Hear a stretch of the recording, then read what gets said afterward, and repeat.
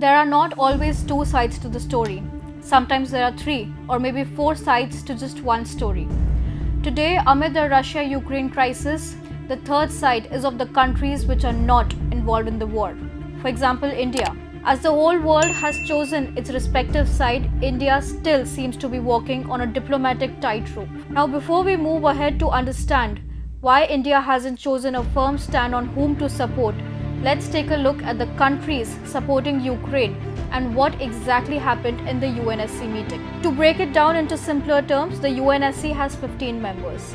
India abstained itself to vote for or against Ukraine. To hold the discussions, Ukraine needed 9 votes, but instead they got 10 votes, which means there were 10 countries which wanted to have discussions over the Russian invasion in the Ukraine. Now, the two countries, Russia and China, did not want to have discussions over the same topic. India's ambassador to the United Nations, T.S. Tirumurti, said that dialogue was the only way to resolve the disputes. He also said that India was deeply disturbed by what is happening between the two countries and called for an immediate stop to violence.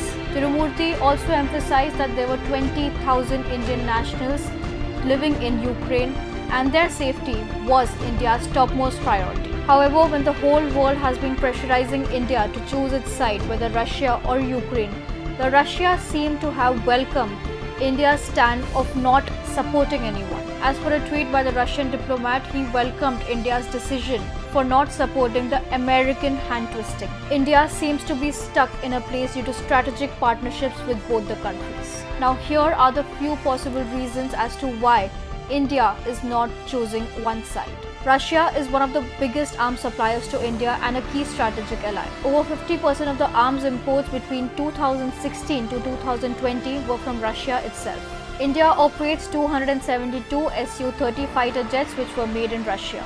It has 8 Russian-made Kilo-class submarines and around 1,300 T-90 tanks.